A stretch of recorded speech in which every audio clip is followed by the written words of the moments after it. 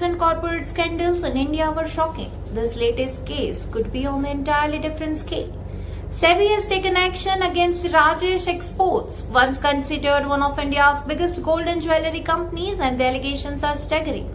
The market regulator has issued an interim order barring the company and its promoter chairman Rajesh Mehta from accessing the securities market. Why? Because SEBI suspects that between financial year 21 and financial year 25, Rajesh Exports have made misrepresented revenues worth nearly 15.15 lakh crore. Yes, you heard that right. 15.15 lakh crore. To put that number into perspective, it's larger than the annual GDP of many countries. Now, before we go further, it's important to note that these are allegations and SEBI's investigation is still ongoing. No final conclusion has been reached yet. So how did this begin? The entire probe reportedly started after a shareholder complaint in 2024. The complaint questioned why massive amounts of money owed to the company remained unpaid for years. That raised red flags and prompted SEBI to launch a detailed investigation. What investigators found was a major mismatch between the revenues Rajesh Export reported and the revenues that could actually be verified through subsidiary records. According to SEBI, around 97 to 99% of companies' record revenues came from overseas subsidiaries, particularly a Swiss gold refinery called Welcome BSA.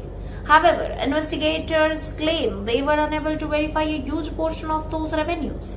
SEBI also alleges that Rajesh Exports repeatedly failed to provide key documents including customer records, vendor details, subsidiary financial statement and transactional level data that could support its recorded numbers. And that's not all. SEBI has also raised questions about a reported 1,035 crore investment in American gold mining assets, saying adequate documentation was not provided to verify the existence and valuation of those assets.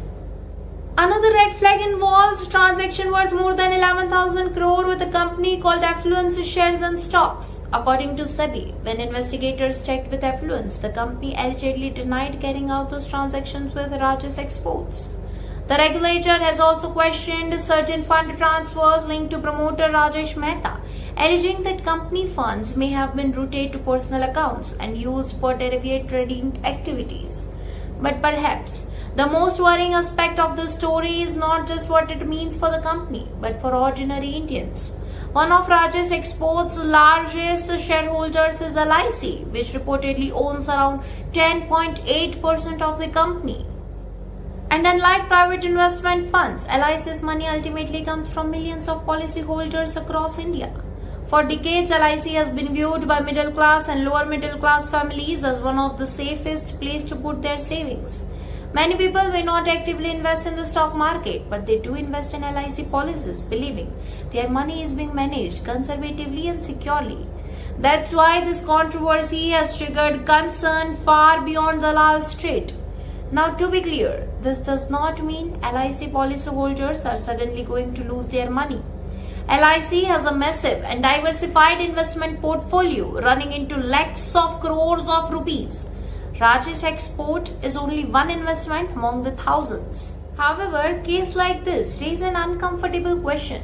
How do companies facing such serious allegations remain major holding in institutions that manage the savings of ordinary Indians?